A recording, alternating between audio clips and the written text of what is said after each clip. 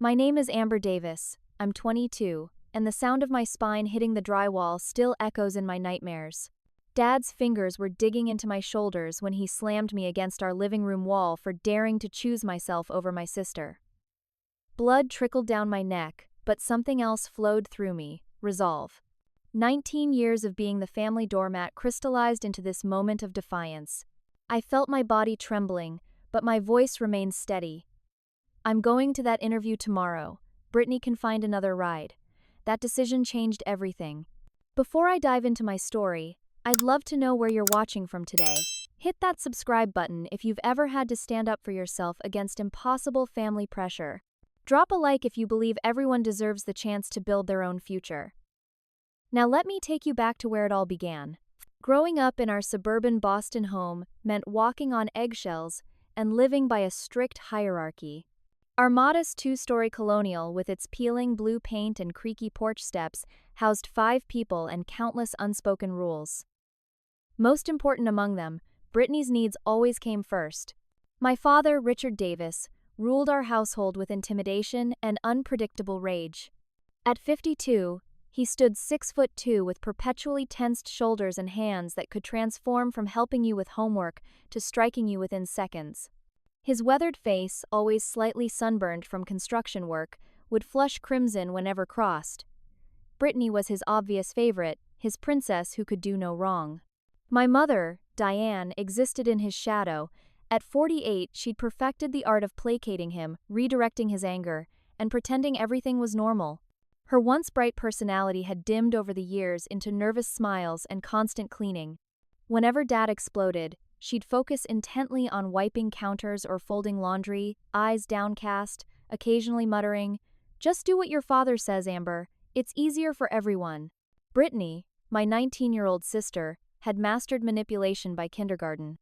Beautiful, charismatic, and utterly self-centered, she knew exactly how to twist situations to her advantage.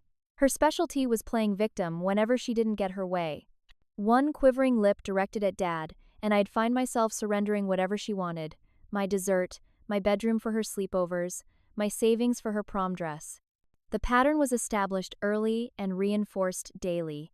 My brother Kyle, 16 and lanky with permanently hunched shoulders, had developed invisibility as his survival strategy. He'd slip out of rooms when tensions rose, headphones permanently attached to his ears, eyes avoiding contact. We rarely spoke about the family dynamics, but occasional glances contained silent understanding. I became the family scapegoat early. If dinner burned, if bills were high, if Brittany failed a test, somehow it circled back to me. "Why can't you be more like your sister?" became the soundtrack of my childhood, despite my straight A's and quiet obedience. When Dad lost his temper, I was the safest target. "Remember when you broke Mom's vase, Amber?" My mother once asked during a particularly tense dinner. "That was Brittany," I corrected quietly, pushing peas around my plate. Dad's fist hit the table. "Are you calling your mother a liar?" The beating that followed taught me to accept blame silently. After high school, I'd received a partial scholarship to UMass Boston, but family emergencies repeatedly derailed my education. First, Dad injured his back and needed help with bills. Then Brittany needed a car for her senior year. Each semester, I'd register for classes, then withdraw when money disappeared or family needs took precedence. Instead, I worked full-time at Walgreens, advancing from cashier to shift supervisor. My paychecks disappeared into the family budget, though I'd secretly opened a separate account at a different bank, siphoning small amounts when possible. The current balance of $3,842 represented 3 years of strategic saving, not enough to escape, but growing. My room was the smallest in the house, formerly a large closet converted when Brittany complained about sharing. The twin bed nearly touched all 4 walls, but it was mine, the only space where I could breathe freely. "Amber!" Dad would bellow from downstairs. "Brittany needs her laundry done for tomorrow." "I have work in an hour," I'd respond. "Figure it out," he'd snap, conversation finished. During one particularly bad fight when I was 18, after questioning why I needed to pay for Brittany's phone bill, Dad had grabbed me by the throat, pushing me against the refrigerator. "You live in my house," he'd snarled, breath hot with beer. "You think you'd survive without us? You're nothing. maybe he was right. Every attempt to build independence was systematically undermined until I believed escape was impossible. But underneath the compliant exterior, determination simmered. I watched friends move on while I remained trapped, and something inside me refused to accept this as my permanent reality. Little did my family know that my dead-end job was about to offer an unexpected lifeline, one I would grasp regardless of the consequences. The fluorescent lights of Walgreens buzzed overhead as I restocked the cold medicine aisle, my mind wandering to escape scenarios I'd rehearsed countless times. 4 years as a pharmacy retail worker had taught me efficiency but offered little fulfillment beyond a steady paycheck. At 22, I'd watched high school classmates graduate college while I remained stuck, my dreams collecting dust like the seasonal items in our clearance section. "Amber, you've got a customer at Register 3, called Marvin, our elderly security guard who spent most shifts dozing near the entrance." I sighed, shelving my fantasies along with the NyQuil, and headed to the front. The line had grown to 6 impatient customers, typical for a short-staffed Tuesday. As I rang up purchases mechanically, a woman in a crisp blazer placed a stack of business cards near my register. "We're hiring for entry-level marketing positions," she explained, sliding one toward me. "You handle difficult customers well. You should apply." The card read Horizon Marketing Solutions with an address downtown. I pocketed it reflexively, expecting to forget about it like dozens of other opportunities that had come and gone. But during my lunch break, something compelled me to visit their website on my phone. The position required only a high school diploma and strong communication skills. The starting salary was nearly double my current wage. Heart racing, I submitted my hastily updated resume before I could overthink it. 2 days later, my phone rang with an unknown number. "Hello, is this Amber Davis? This is Stephanie Lewis from Horizon Marketing. We'd like to schedule an interview." My hands trembled as I confirmed my identity. We arranged an appointment for the following Thursday at 10 a.m., my day off.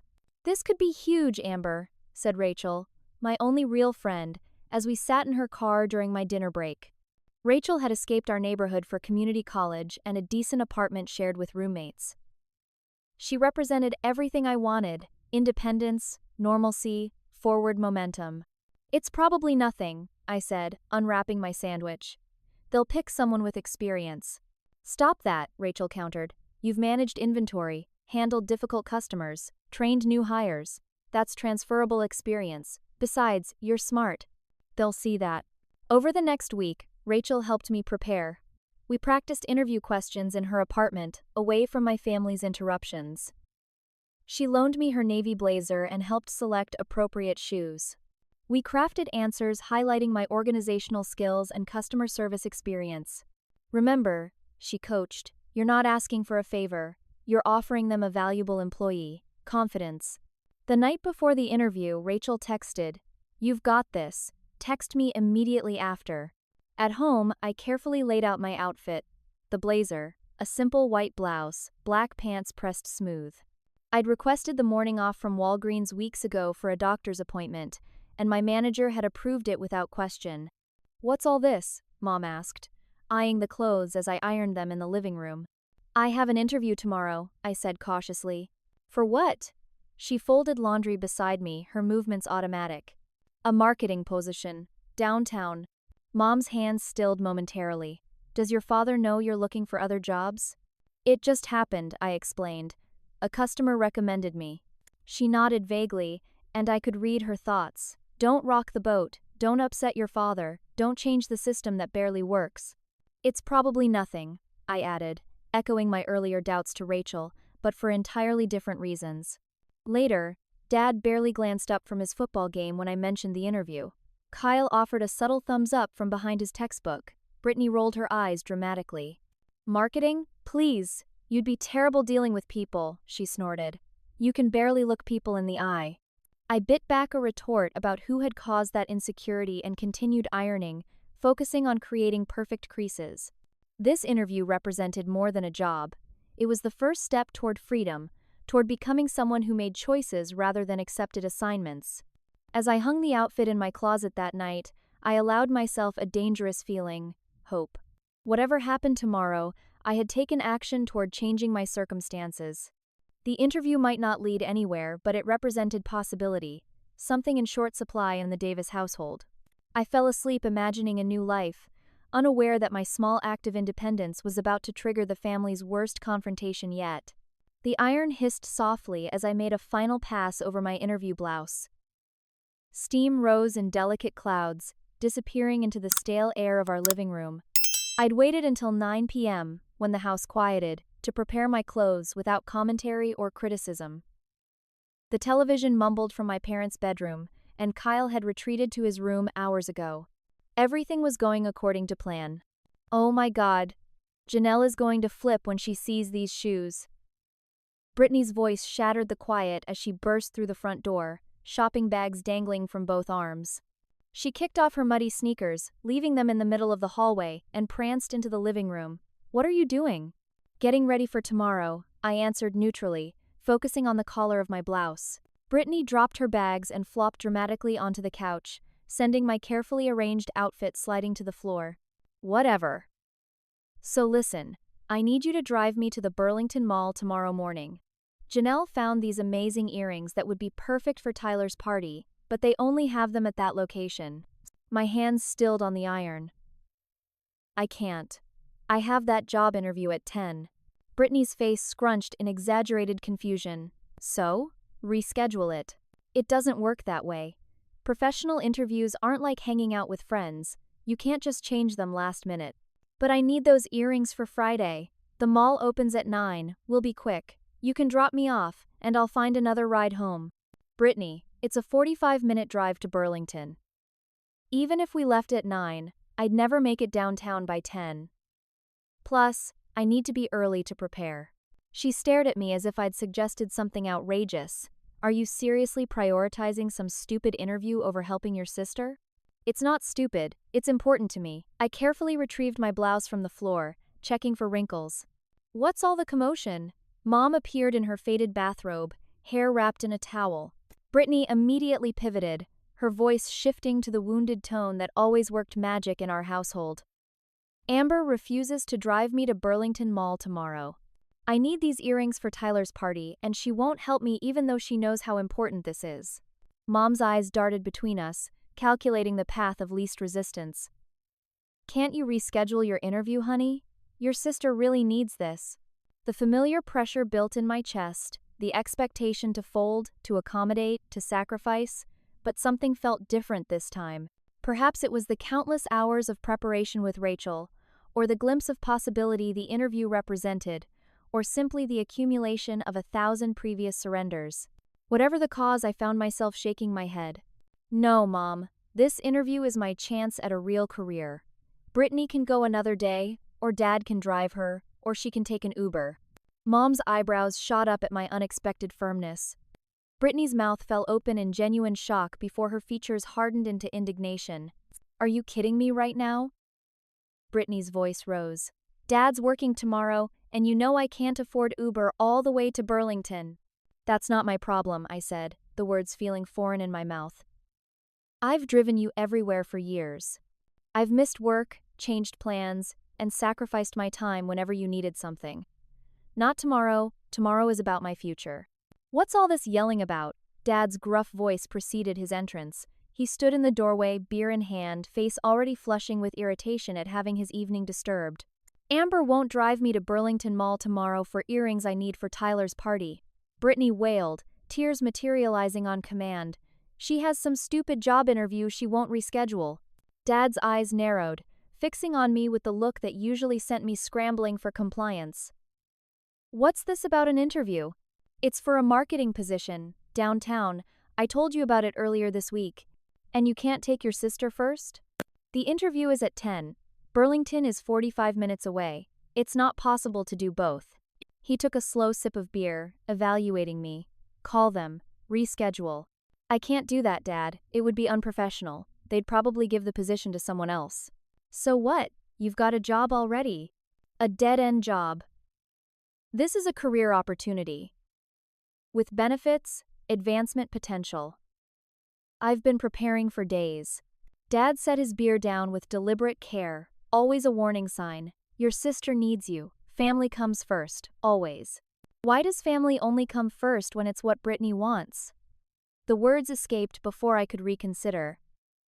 When I needed help with community college tuition, where was family first then?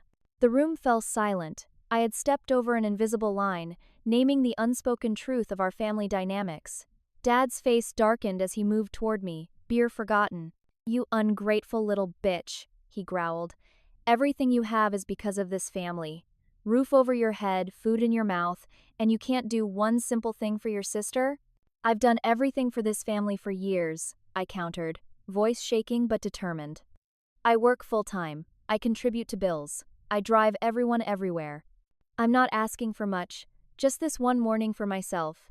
His hand shot out, grabbing my shoulder with bruising force. "You'll do as you're told in my house." "Richard." Mom's weak protest faded as he ignored her.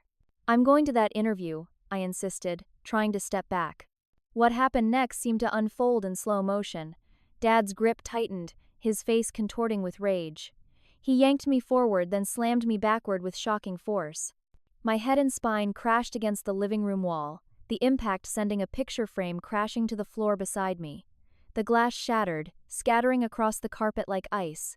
Pain radiated through my skull and down my back as I slumped against the wall, momentarily stunned. Silence descended, broken only by my ragged breathing. I raised my hand to the back of my head, fingers coming away with traces of blood where my skull had connected with a nail in the wall. Mom stood frozen, hands covering her mouth. Kyle appeared in the hallway, awakened by the commotion, eyes wide with horror. Brittany's tears had vanished, replaced by an expression of uncomfortable surprise, as if things had gone further than she'd intended. Dad himself seemed briefly shocked by his actions before his expression hardened again. "Clean up this mess," he ordered, gesturing to the broken frame, "and tomorrow you're driving your sister." End of discussion. He stormed out, followed by Mom after she shot me a conflicted glance. Brittany lingered, looking between me and the broken glass. "You didn't have to make such a big deal about it," she muttered before retreating to her room. Alone in the sudden quiet, I touched the growing lump on my head and felt something else growing within me, a cold, clear certainty. This house was no longer survivable. Whatever happened next, I would not be driving Brittany tomorrow. I would not be here at all. The house had fallen silent, but my mind roared with adrenaline and decision. Touching the tender spot where my head had connected with the wall, I pulled myself upright. Tiny glass shards from the shattered picture frame crunched under my shoes as I moved carefully toward my room. Each step sent pain radiating through my body, a throbbing head, aching back, and something deeper, more profound, the death of whatever loyalty I still felt toward my family. Once inside my closet-sized bedroom, I locked the door and leaned against it, breathing heavily. My phone buzzed from my pocket, a text from Rachel checking on interview preparations. My fingers trembled as I typed. "Dad threw me against wall. Need help. Can I stay with you tonight?" Her response was immediate. "Oh my God, I'm coming. Pack essentials. Be there in 25. I moved methodically despite the pain, grabbing my backpack and emptying it of work supplies. First in, my birth certificate and social security card, hidden inside an old calculus textbook no one would ever touch. Next, the interview outfit, carefully folded, toiletries. 3 changes of clothes. Phone charger. The framed photo of Grandma Davis, the only family member who'd ever shown me unconditional love. My hands paused over my small jewelry box. Inside lay Mom's old silver locket, the only gift she'd ever stood up to Dad to give me on my 16th birthday. I hesitated, then left it behind. No reminders of this place. From beneath my mattress, I retrieved my emergency bank book. $3,842 represented 3 years of hidden savings, small amounts skimmed from each paycheck before surrendering the rest to Dad for family expenses.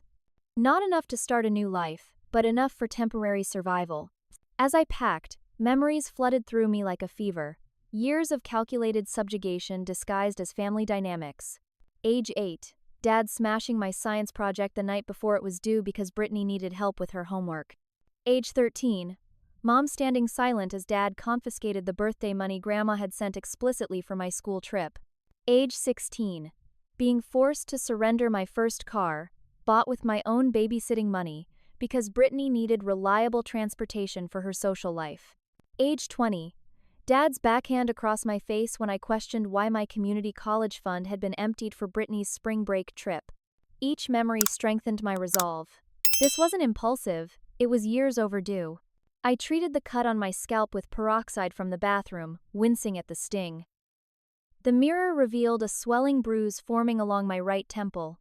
Makeup wouldn't hide this completely tomorrow, but I'd manage. Nothing would stop me from making that interview.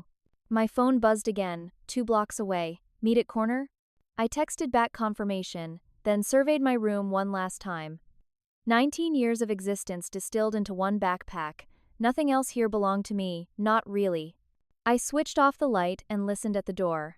The house remained quiet except for Dad's distant snoring. Easing the door open, I crept down the hallway past Brittany's room where pop music played softly. Kyle's door was closed, but a strip of light showed beneath it. I hesitated, then slid a folded note under his door. I'm safe. Will contact you soon. Don't tell them anything. Love you, A. The stairs presented the greatest challenge. The 4th step creaked reliably, a built-in alarm system in our dysfunctional home. I stepped over it carefully, balancing against the wall for support. At the bottom, I avoided the front door, another noisemaker, and opted for the kitchen exit instead. The night air hit my face like freedom as I slipped out the back door, across our unkempt yard, and through the gap in the fence that served as my childhood escape route. The familiar path felt different now, no longer a temporary reprieve but a permanent departure. Rachel's Honda idled at the corner, headlights dimmed. I slid into the passenger seat, dropping my backpack between my feet. Jesus Christ, Amber, she whispered, reaching out to touch the bruise forming on my face. Hospital first? No, I shook my head, immediately regretting the motion as pain flared. Just your place. I need to ice this and sleep. Interview tomorrow. Interview? Are you serious? Amber, you need to file a police report. What I need, I cut her off firmly, is to make that interview. Everything else comes second. Rachel studied my face, then nodded reluctantly. Okay, but we're documenting those injuries when we get home. My mom's friend is a lawyer. She'll know what to do. As we pulled away from the only neighborhood I'd ever known, I didn't look back.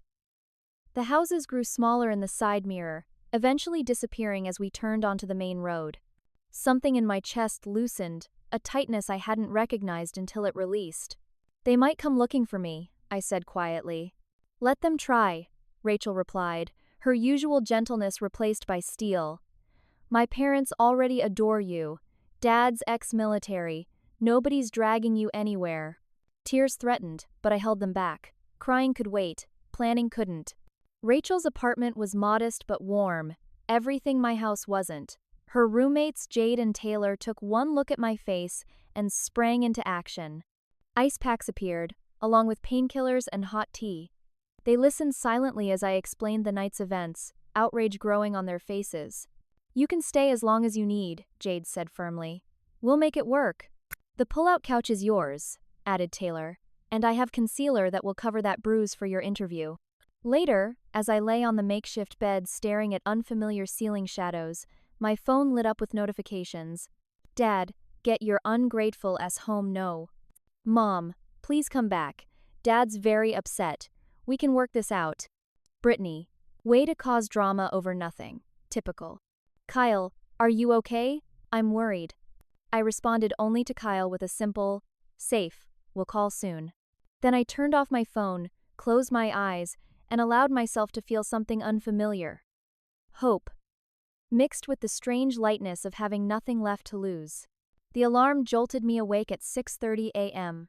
For a disorienting moment, I didn't recognize my surroundings, the unfamiliar coffee table, the living room blinds filtering morning light differently than my bedroom window. Then the previous night crashed back. The wall, the glass, the escape. I sat up on Rachel's pull-out couch, wincing as pain radiated through my back and shoulders. Morning, warrior, Rachel appeared from the kitchen area, already dressed for her own job at the veterinary clinic. How are you feeling? Like I've been thrown against a wall, I attempted humor, but it fell flat. But, ready for today. She handed me a steaming mug of coffee. Are you sure about this interview? Nobody would blame you for rescheduling after what happened. I took a careful sip, the the warmth spreading through my chest. I'm sure, this isn't just an interview anymore, it's a statement. Rachel's roommate Taylor emerged from her bedroom, already in full makeup despite the early hour. Let me see that bruise before I head out, she instructed, tilting my face toward the light. We can work with this. I'll leave my good concealer on the bathroom counter. Use the green color corrector first, then the concealer, then powder. Thank you, I said, touched by her matter-of-fact kindness. For everything. Don't mention it, Taylor smiled. Just text us how the interview goes. After they left for work, I stood under the shower, letting hot water cascade over my aching muscles. The bathroom mirror revealed the damage. An angry purple bruise bloomed across my right temple, with a smaller one forming along my jawline. The cut on my scalp had scabbed overnight, hidden by my hair. Following Taylor's instructions, I applied the green color corrector to neutralize the redness, then layered concealer and powder until the worst of the bruising disappeared. It wasn't perfect, but it would have to do. The interview outfit had thankfully survived unscathed in my hasty packing. I dressed carefully, smoothing the borrowed blazer and adjusting the collar of my blouse to cover any neck bruising. The reflection looking back at me appeared professional, composed, determined, exactly what I needed to project. My phone remained off, avoiding the barrage of messages I knew would be waiting. Instead, I used Rachel's landline to call a Lyft to downtown. The driver, a friendly middle-aged woman named Patricia, chatted about the unseasonably warm weather as we navigated morning traffic. Job interview? She guessed, noting my outfit. Yes, I replied. Marketing position. You'll do great, she said confidently. You've got that look. What look? Determination, like someone who knows exactly what they're fighting for. If only she knew. We arrived at the Horizon marketing offices 30 minutes early. The glass-fronted building loomed intimidatingly with its 10 stories of reflective windows. Inside, the lobby featured sleek furniture and living plants, a world away from Walgreens' fluorescent sterility. Amber Davis for a 10 o'clock with Stephanie Lewis, I told the receptionist, my voice steadier than I felt. Please take a seat. I'll let her know you're here. In the waiting area, doubts began their assault. What was I thinking? I had no marketing experience, no college degree, no professional connections, just desperation and the clothes on my back. My hand instinctively reached for my phone to text Rachel for reassurance before remembering it was still powered off. A young woman with another interview candidate emerged from the elevator, both laughing comfortably. Her polished appearance and confident demeanor made my carefully concealed bruises feel obvious and damning.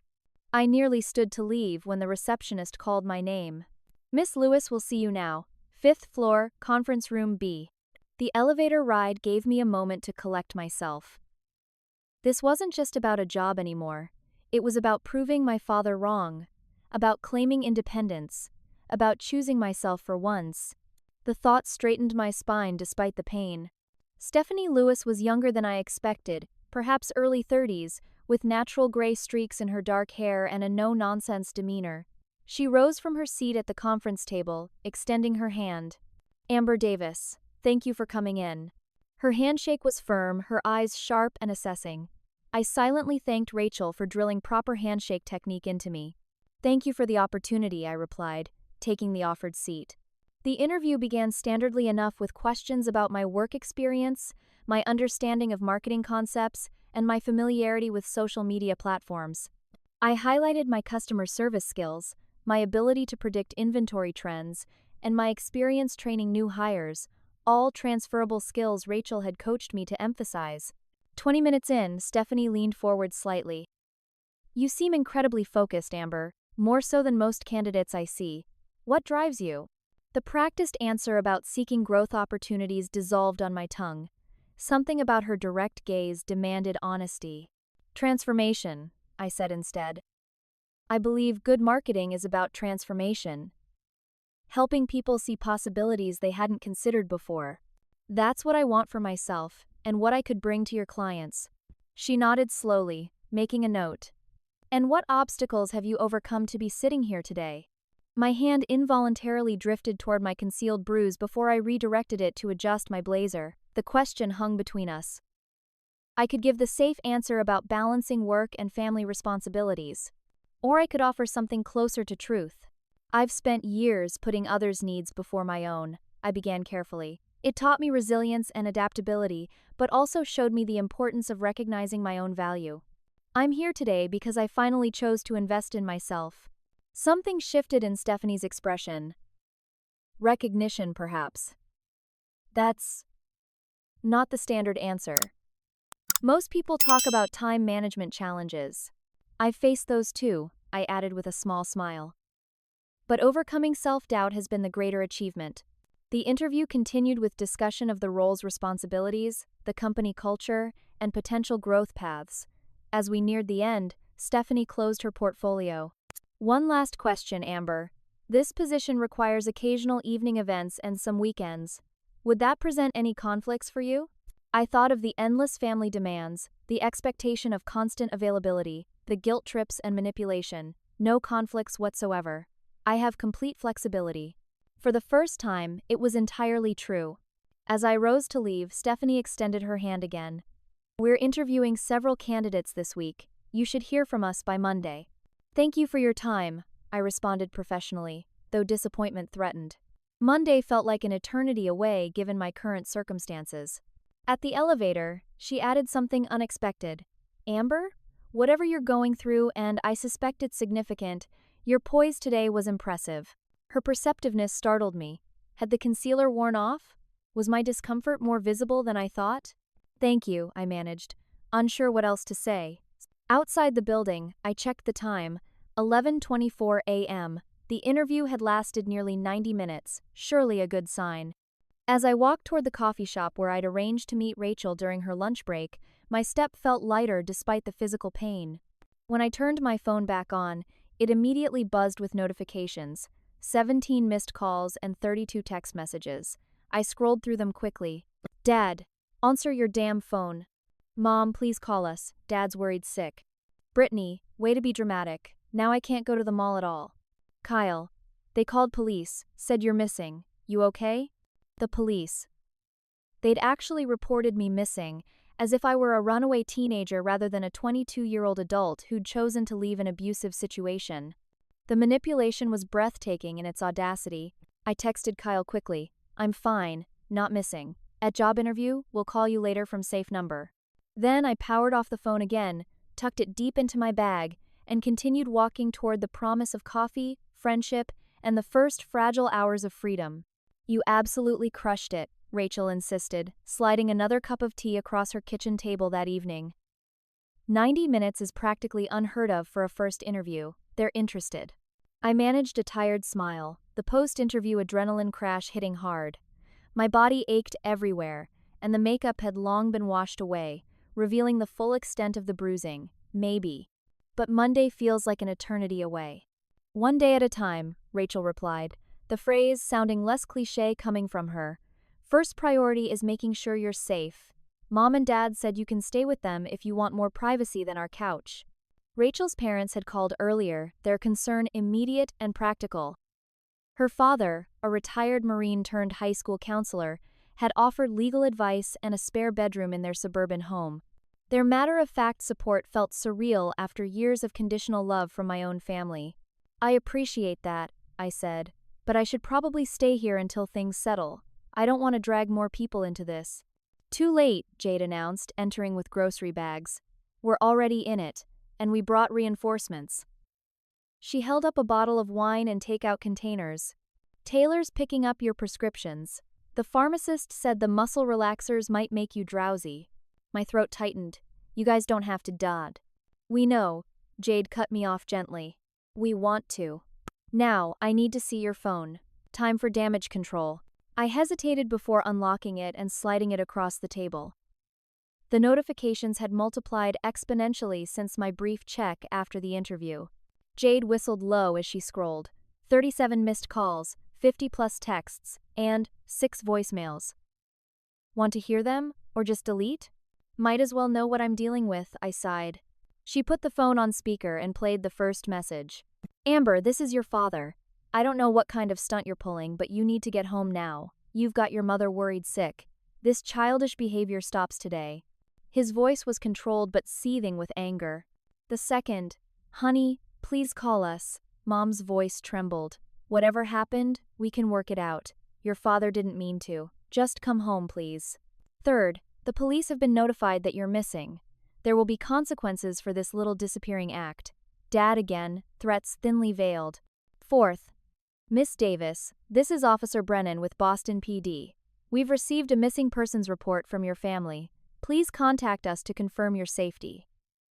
The formal police voice felt surreal. Fifth, Amber, it's Kyle. I told them you texted me, but they don't believe me. Dad took my phone. I'm using Jake's to call. Be careful. The final voicemail was Brittany. Way to make everything about you as usual. Dad and Mom are fighting because of you. Hope you're happy. The room fell silent after the last message played. Rachel squeezed my hand while Jade's expression darkened. Okay, Jade said finally, her legal assistant training evident in her methodical approach. First, we call the police department and confirm you're safe but left voluntarily due to domestic violence. Second, we document those injuries properly. Photos with timestamps, medical examination. Third, we look into a restraining order. Restraining order? I echoed, the phrase making everything suddenly more real. That seems extreme. He threw you against a wall, Amber, Rachel said quietly. That's felony assault. Before I could respond, my phone lit up with an unknown number. We all stared at it. Could be the police, Jade suggested. I answered cautiously. Hello? Amber? It's Kyle. I'm at the library computer. They reported you missing, but the cops just left after I showed them your text. Dad's saying you stole money and Mom's prescription meds. My stomach dropped. That's completely false. I took my own savings and nothing else. I know, Kyle sounded tired beyond his 16 years. Just warning you what they're saying. They know Rachel picked you up. They're planning to come to her apartment tomorrow. I thanked him, promised to stay in touch through secure channels, and ended the call with renewed anxiety. They're coming here? Rachel's roommates exchanged glances. Apparently, I confirmed, though they've never actually been here, so they'd have to find the address first. My name isn't on the lease, Rachel added. They'd have to really dig. We spent the evening developing contingency plans. Taylor's boyfriend agreed to stay over as additional security. Jade programmed the non-emergency police number into everyone's phones. Rachel's father texted that he'd be in the neighborhood tomorrow, his understated way of offering protection. We were halfway through dinner when aggressive knocking rattled the apartment door. Everyone froze. Police, open up. Jade approached the door cautiously, peering through the peephole. It's not the police, she whispered. It's a man and woman, 50s maybe. My parents. Somehow they'd found Rachel's address. My heart hammered against my ribs as another round of pounding shook the door. Amber Davis, we know you're in there. Open this door right now. My father's voice boomed through the hallway. Rachel immediately called her parents while Jade approached the door. I'm not opening the door, she called firmly. Please stop disturbing the residents or I'll contact building security. This is Richard Davis. My daughter is in there. She's mentally unstable and needs medical attention. Your daughter is a 22-year-old adult who doesn't wish to speak with you, Jade replied, her legal training evident in her calm precision. Please leave or we'll contact the police. We are contacting the police. My mother's voice now. She's taken medication that isn't hers. She needs help. Neighbors began peering from their doorways at the commotion. Taylor quietly recorded the interaction on her phone while I remained frozen, familiar fear paralyzing me despite being surrounded by supporters. The police have already confirmed Miss Davis left home voluntarily, Jade continued. You've been informed she's safe. Any further harassment will be documented for a restraining order application.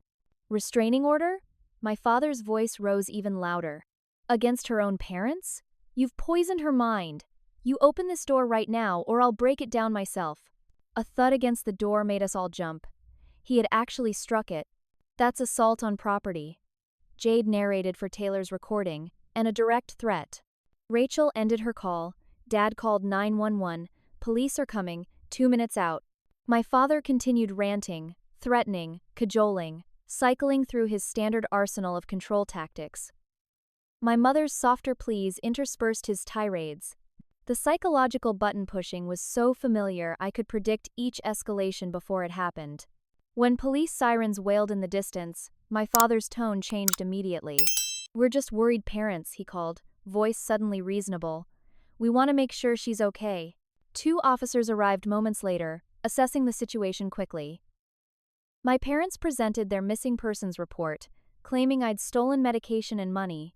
I finally opened the door, showing the officers my ID and explaining the domestic violence situation. The bruises told their own story. "These injuries occurred last night?" one officer confirmed, making notes. "Yes, I can provide medical documentation."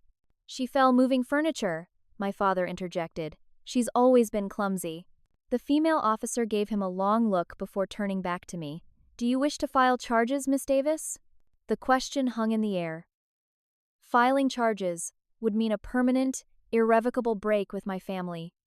Courts, testimony, no turning back. "Not at this time," I answered finally. "But I want it documented, and I want them to leave me alone." The officers explained the process for an emergency restraining order, then firmly directed my parents to leave the premises. My father's face contorted with barely contained rage as he realized his authority held no weight here. My mother wouldn't meet my eyes. "This isn't over," he muttered as they were escorted out. For once, I agreed with him. This wasn't over, but for entirely different reasons. The confrontation had crystallized something within me. Fear remained, but alongside it grew something stronger: resolve. I would never again be controlled by their manipulation, threats, or guilt. Later that night, as we processed the incident, my phone lit up with an email notification. The subject line read, "Horizon Marketing, second interview request." Rachel read it over my shoulder and squeezed me in a sideways hug. "See? The universe is already responding to your courage." For the first time since leaving home, I allowed myself to cry. Not from fear or pain, but from the overwhelming relief of possibilities opening before me. "The office is yours until you find something more permanent," Stephanie said, handing me the key card with a professional smile. Marketing assistants typically share space, but we're in transition with the department expansion. I tried to maintain composure while accepting the small plastic card, but inside I was reeling with disbelief. 1 week after fleeing my family home, I stood in Horizon Marketing's sleek offices as their newest employee. The second interview had gone even better than the first, culminating in an on-the-spot job offer that included health insurance, paid vacation, and a salary that made my Walgreens checks look like pocket change. "Thank you for this opportunity," I managed, the key card cool and promising against my palm. "Your portfolio samples were impressive," Stephanie continued, referencing the mock campaigns Rachel and I had frantically assembled over the weekend. "Particularly your pharmacy loyalty program redesign. The client acquisition strategy showed real insight." We completed the tour with introductions to the creative team I'd be supporting. The office culture felt surreal after years of retail fluorescent lighting and customer confrontations. People laughed openly, collaboration seemed genuine rather than forced, and no one looked constantly exhausted. By 5 o'clock, my head spun with new information, procedures, and names. Stephanie stopped by my desk as I gathered my things. "How's the apartment hunt going?" she asked casually. I hesitated, uncertain how much to reveal. Still exploring options, staying with friends temporarily. Something in her expression suggested she understood more than I'd shared. "If you need recommendations for safe, affordable buildings, let me know. My sister works in property management." "That would be incredible," I admitted. "I'm hoping to find something within walking distance, but most places want employment history." "I'll have my sister call you tomorrow," she replied with quiet firmness. Some buildings partner with local businesses for employee housing. We might be able to fast-track something. As I left the building that evening, spring sunshine warm against my face, I felt a strange lightness, as if gravity had subtly recalibrated around me. The bruises had faded to yellowish smudges, easily covered with minimal makeup. The nightmares remained, but so did the growing certainty that I'd made the right choice. Rachel and her roommates had thrown an impromptu celebration dinner, complete with a congratulations banner and sparkling cider. To Amber too, Taylor toasted, raising her glass. Corporate badass version. We were laughing over dessert when a heavy knock interrupted. Everyone froze, the memory of my parents' ambush still fresh. Rachel checked the peephole cautiously, then relaxed. "It's just delivery," she announced, opening the door to reveal a courier with a large box. "Delivery for Amber Davis?" I approached cautiously, That's me. Sign here, please. He thrust a digital pad toward me, then deposited the unmarked brown box and left. We gathered around the mysterious package. No return address, no shipping label. Should we open it? I asked, suddenly anxious. I'll do it, offered Rachel, grabbing scissors. She sliced carefully through the tape and pulled back the flaps. Inside lay a jumble of objects: childhood stuffed animals, photo albums, school awards, my high school yearbook, worn paperbacks, and a hand-knit scarf from Grandma Davis. At the bottom, a hastily scrawled note on lined paper. Thought you might want these. Be careful. They're watching Rachel's building. K. My brother had secretly packed my personal treasures, things I hadn't dared take during my midnight escape. The gesture brought tears to my eyes. Kyle, I explained to the others. He risked a lot sending this. Does this mean they know where you're staying? Jade asked, concern creasing her forehead. Apparently they're watching the building, I confirmed, anxiety returning. Kyle wouldn't have warned me if it wasn't serious. The revelation cast a shadow over our celebration. We developed a new exit strategy. I would leave through the building's back entrance and vary my routes to work. Rachel's father offered to drive me for the first few days until we could assess the threat level. The following morning, Rachel's phone rang while we prepared breakfast. It's my mom, she said, answering. Hey, Wait, slow down. What happened? Her expression darkened as she listened. After ending the call, she turned to me with barely contained anger. Someone slashed my parents' tires overnight. All four. And spray-painted "Mind Your Business" on their garage door. My blood ran cold. My father. Mom already called the police. Dad installed security cameras last month, so they might have footage. The intimidation continued in subtle, difficult-to-prove ways over the next few weeks. Anonymous phone calls to Rachel's apartment at odd hours. A brick through her parents' window with no fingerprints. My old supervisor at Walgreens reported someone requesting my schedule and address for insurance paperwork. Meanwhile, I threw myself into creating a new life. Stephanie's sister helped secure a tiny studio apartment in a secure building near the office. The place was barely 400 square feet with a kitchenette and bathroom smaller than some closets, but it had a deadbolt, security entrance, and most importantly, was mine alone. The day I signed the lease, I cried openly, not from the modest furnishings scrounged from thrift stores, but from the overwhelming reality of safety. No one could enter without my permission. No one could throw me against these walls. Work became my sanctuary. I arrived early, stayed late, and absorbed every scrap of knowledge available. Colleagues seemed surprised by my enthusiasm for even mundane tasks. They couldn't understand that compiling spreadsheets in peaceful quiet felt like luxury after years of family chaos. 3 weeks into my new job, I returned from lunch to find a small gift bag on my desk. Inside was a delicate silver bracelet with a single charm, a bird in flight. Secret admirer? Teased Marcus from the design team, passing my desk. I opened the unsigned card. Proud of you for spreading your wings. Keep soaring. You deserve this. The handwriting matched Stephanie's notes from our meetings. I wore the bracelet daily, touching it for reassurance during stressful moments. That evening, unlocking my apartment door, I noticed a folded paper that had been slipped underneath. Heart racing, I picked it up cautiously. Inside was a printed screenshot of my LinkedIn profile with a red X drawn across my face. Below, typed in bold. Ungrateful Lear, everyone will know. I reported the threat to building security and police, adding it to the growing file of harassment incidents. Officer Martinez, who'd been handling my case, looked grim. We need more for a long-term restraining order, she explained. But document everything. Every call, every message, every unexpected package. The threats escalated when Brittany somehow discovered my work email. Messages flooded my inbox. Everyone at your fancy new job should know you stole from your family. Does your boss know you're a pathological liar with mental health issues? Dad's heart condition is worse because of your selfish behavior. If he dies, it's on you. I forwarded everything to HR and Officer Martinez, mortified that my family drama had invaded my professional space. To my surprise, Stephanie called me into her office not to reprimand but to offer support. This is textbook harassment. Amber, she stated firmly. IT has blocked those addresses and we're documenting everything for your case. This won't affect your position here. Her matter-of-fact support nearly undid me. After a lifetime of being told I was overreacting, too sensitive, or making things up, having someone simply believe me felt revolutionary. The brightest development came unexpectedly from Kyle. Using a school email account, he sent a brief message. Made mom take me to counselor. Told him everything. He's helping. Miss you. Stay safe. My baby brother, at 16, showing more courage than our parents ever had. I celebrated 1 month of independence with a small indulgence, replacing my second-hand bedding with new sheets in a soft shade of blue that I'd chosen myself.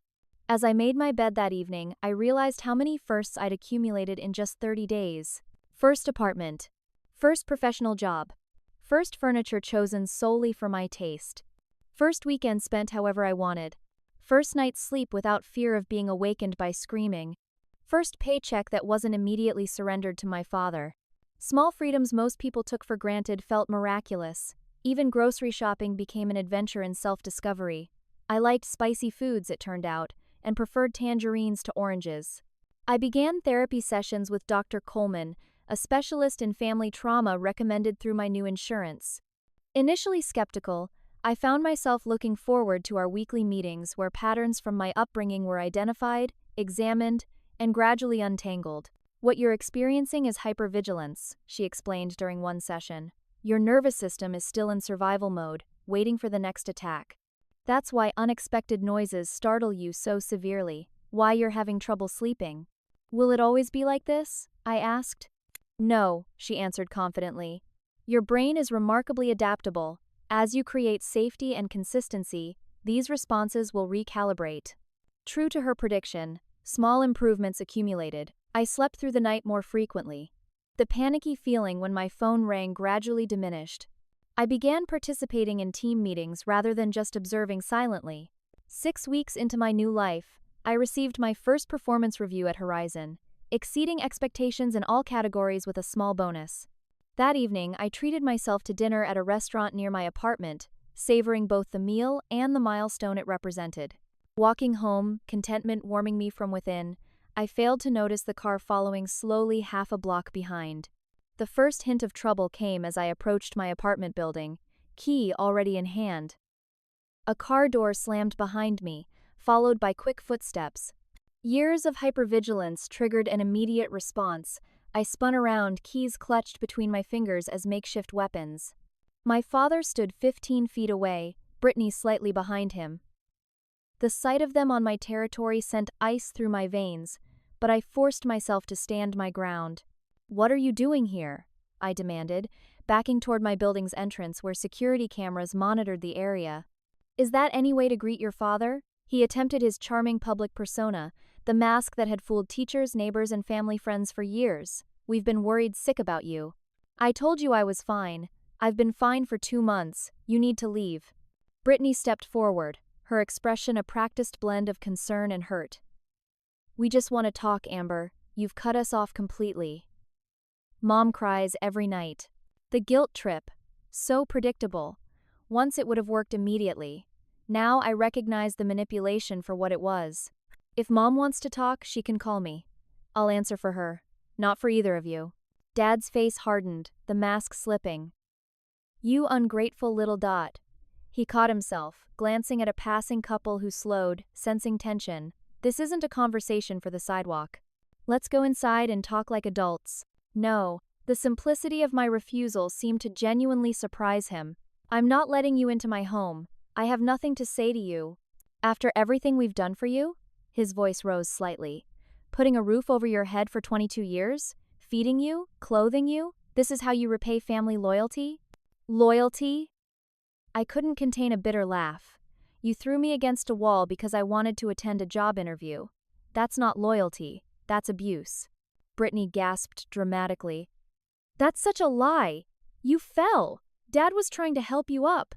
Their synchronized gaslighting might have worked months ago, making me question my own memory and perceptions. Now it only strengthened my resolve. There were witnesses, I stated calmly. And documentation. The police have photos of the bruises, medical reports, everything. Dad stepped closer, lowering his voice to the threatening tone that once paralyzed me with fear. You've been spreading lies about this family, turning people against us. It stops now. Back away from me, I warned, pulling out my phone. I have a restraining order. You're violating it by being here. A piece of paper doesn't change that you're my daughter, he growled, reaching for my arm. Everything okay here? A deep voice interrupted from nearby. Mrs. Patel from apartment 3B stood with her husband, both watching the confrontation with concern. These people were just leaving, I called, grateful for their presence. They're trespassing. Should we call security? Mr. Patel asked, phone already in hand. Dad's hand dropped as he assessed the situation, witnesses, cameras, and my unwavering stance. His tactical retreat was immediate, professional mask sliding back into place. We'll continue this discussion another time, he stated with forced pleasantness. When you're thinking more clearly, there won't be another time, I replied firmly. Any further contact violates the restraining order. The next step is arrest. As they retreated to their car, Brittany turned back with a final barb. This little independent act is pathetic. You'll come crawling back when you fail, you always do. I watched until their car disappeared around the corner, then sagged against the building entrance, adrenaline leaving my body in a rush. Are you all right, dear? Mrs. Patel asked gently. Should we call someone? I'm okay, I managed, though my hands trembled. Thank you for stopping. We've seen you coming home from work, she explained. Always polite, always alone. When we saw that man grab at you, well, neighbors look out for neighbors.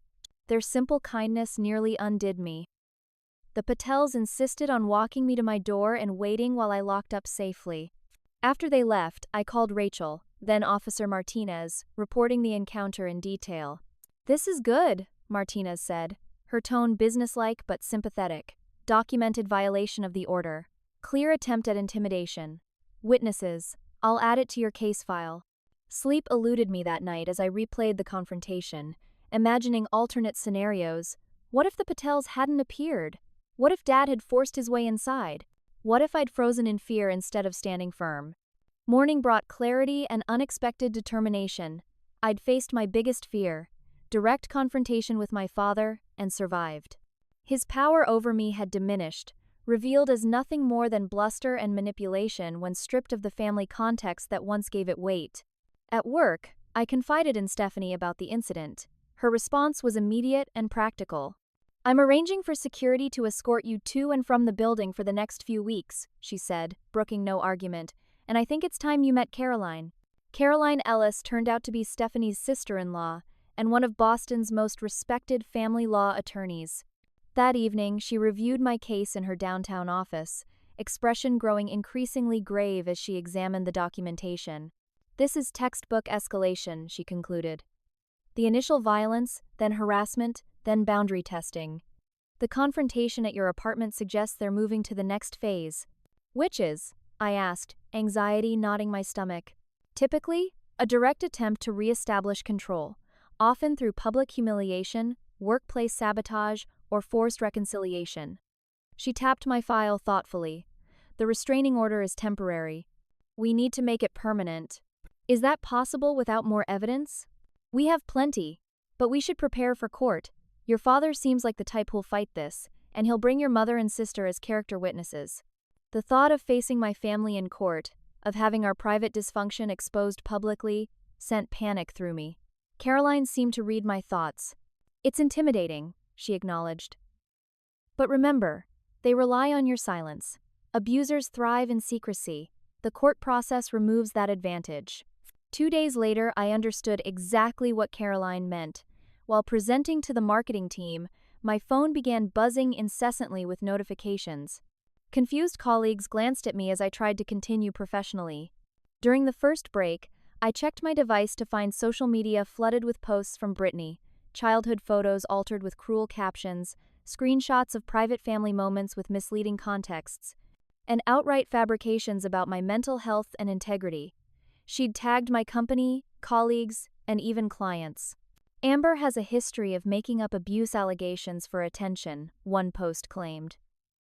Ask her previous employers about the merchandise that went missing during her shifts. Another featured a photo of prescription bottles with the caption, The real reason she ran away. Caught stealing meds again. Prayers for my sister's recovery. The character assassination was methodical and comprehensive. Before I could fully process it, my phone rang with an unknown number. Hello? Is this Amber Davis? An unfamiliar voice asked. Yes, who's calling? John Mercer, Boston Herald. We're following up on reports about your family's situation. Your father contacted us with concerning allegations about false abuse claims.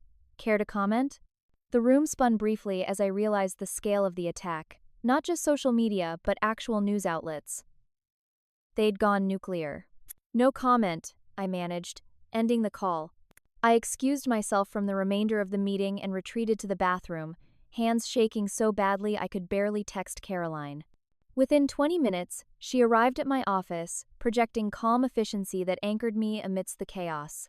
This is good for our case, she stated, scrolling through the defamatory posts. They've shown their true colors in a very public, very documentable way. They've also potentially destroyed my professional reputation, I pointed out, fighting tears. What if Horizon believes them? Stephanie already called me, Caroline reassured. The company's legal team is issuing cease and desist notices for any posts mentioning Horizon. They're fully supporting you. True to her word, Stephanie proved an unexpected ally. Rather than distancing the company from potential controversy, she called an immediate meeting with HR and senior leadership. Amber is experiencing targeted harassment from estranged family members, she explained professionally. The allegations are false, malicious, and designed specifically to damage her professional standing. Horizon doesn't tolerate bullying in any form, including this coordinated attack on one of our team members. The company's response was swift and unequivocal, official statements supporting my work performance, legal notices to media outlets that had contacted me, and an internal memo requesting colleagues report any unusual contacts or questions about me. The public attack backfired spectacularly when several former Walgreens coworkers came forward to defend me, contradicting claims about missing merchandise. Additionally, the pharmacy confirmed no medications had ever been reported stolen during my employment. Most surprisingly, my mother finally broke her silence. After 2 months of enabling my father's campaign, she contacted Caroline directly. I can't do this anymore, she admitted in a recorded statement. Richard has been physically and emotionally abusive to Amber for years. I witnessed the incident where he threw her against the wall. It wasn't the first time. Her testimony, while late, provided the final evidence needed for the permanent restraining order. The court date was set for the following week. The night before the hearing, I sat in my tiny studio, surrounded by the simple possessions that represented my new life. Whatever happened tomorrow, I would face it standing firmly in my truth. My phone chimed with a text from Kyle. Got permission to attend court tomorrow as school research project. Will try to sit behind you. Proud of you, sis. His small act of rebellion brought the first genuine smile I'd had in days. Whatever damage my parents and Brittany had inflicted, they hadn't managed to poison my relationship with my brother. That, at least, remained sacred. The morning dawned clear and cool as I dressed in my most professional outfit, a navy suit purchased with my first Horizon bonus. Caroline met me outside the courthouse, her calm presence steadying my nerves. Remember, she advised as we climbed the steps, speak your truth simply and directly. Your story holds power precisely because it's authentic.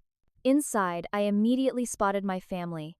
Dad in his church suit, Mom looking fragile and uncertain, Brittany sullen in uncharacteristically modest attire.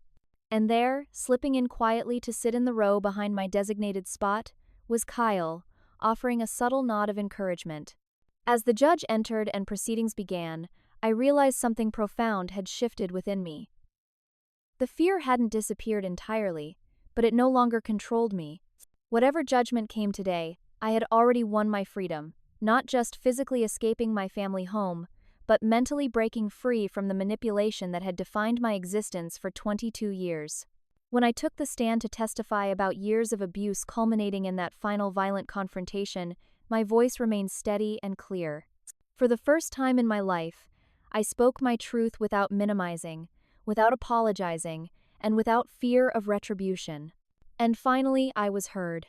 The autumn leaves created a tapestry of red and gold outside my apartment window as I arranged a small vase of sunflowers on my dining table, a cheerful centerpiece for tonight's dinner. 6 months had passed since the court hearing that formally severed my ties with my father and sister. 6 months of building a life entirely my own. The permanent restraining order against Richard and Brittany Davis had been granted without hesitation after my mother's unexpected testimony. The judge's words still echoed in my mind. This court finds clear and convincing evidence of a pattern of abuse and harassment. The permanent order is granted, prohibiting contact of any kind.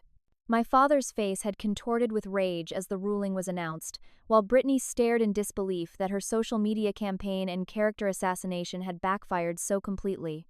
My mother sat with shoulders hunched, looking simultaneously relieved and terrified of the consequences awaiting her at home. Kyle had approached me afterward in the courthouse corridor, risking our father's wrath. "I'm moving to Grandma's next week," he'd whispered hurriedly. Mom finally agreed. "I'll have my own phone there. We can talk whenever you want."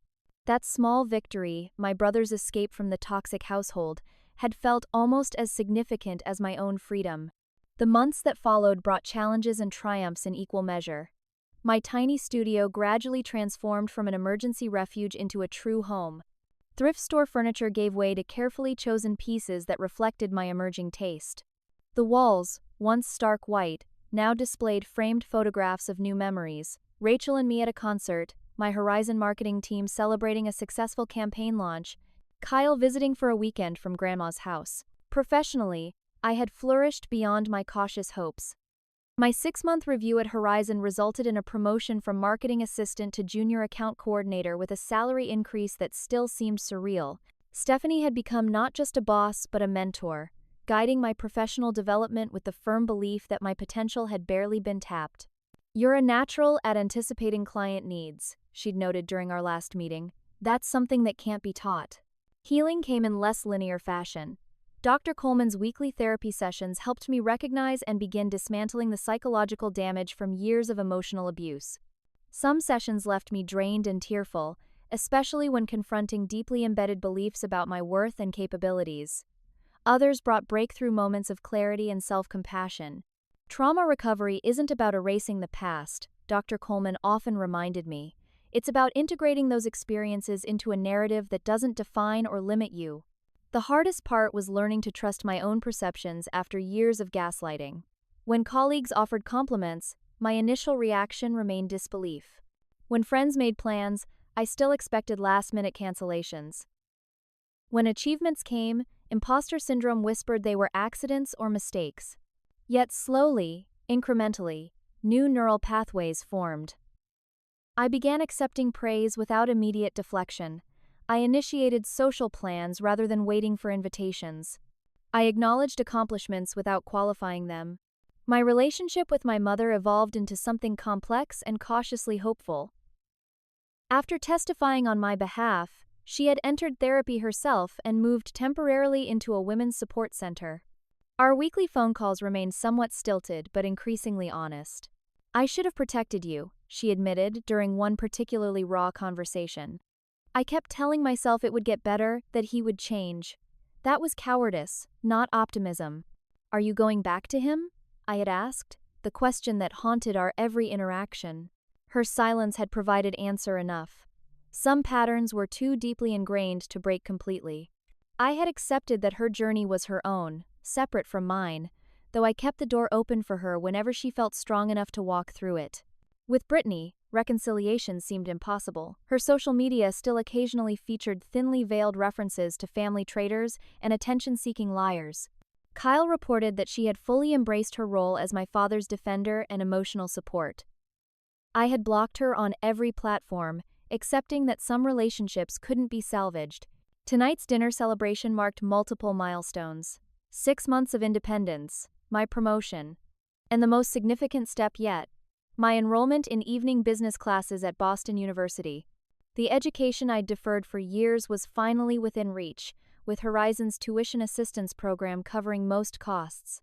The doorbell rang precisely at 7.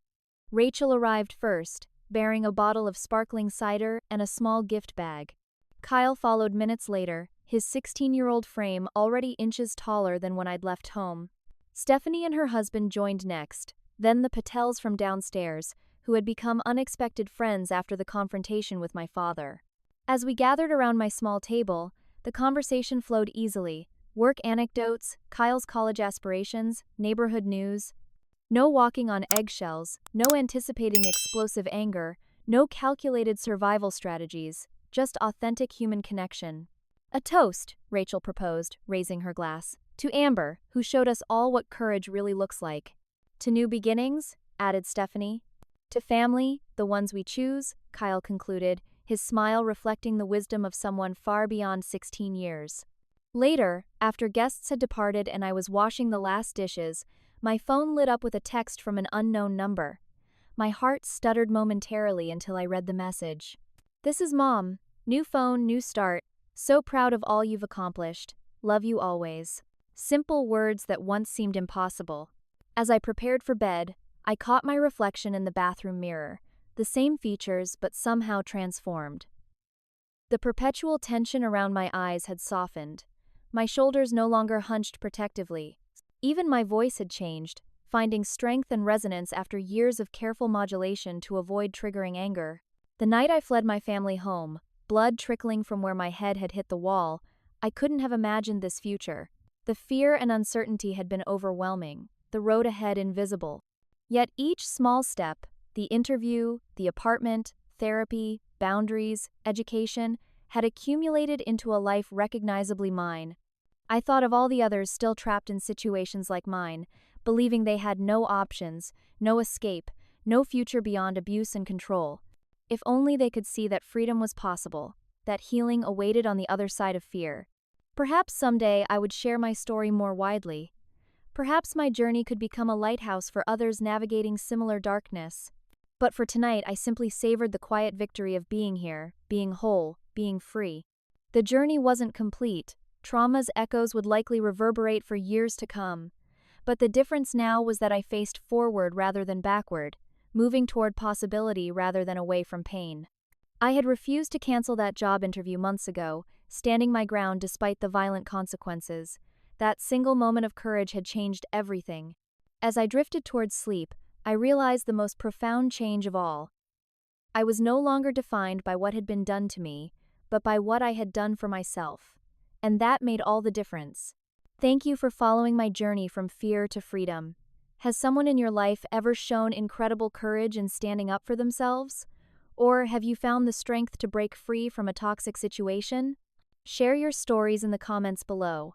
Sometimes the bravest thing we can do is tell our truth. If this story resonated with you, please hit that like button and subscribe for more content about resilience, healing, and personal transformation. Your support means everything as we build this community of survivors and thrivers together. Remember, sometimes the most powerful words you can say are simply, "No, I deserve better." Wishing you all the courage to speak those words when needed, and the wisdom to recognize when it's time to walk away and build something beautiful for yourself.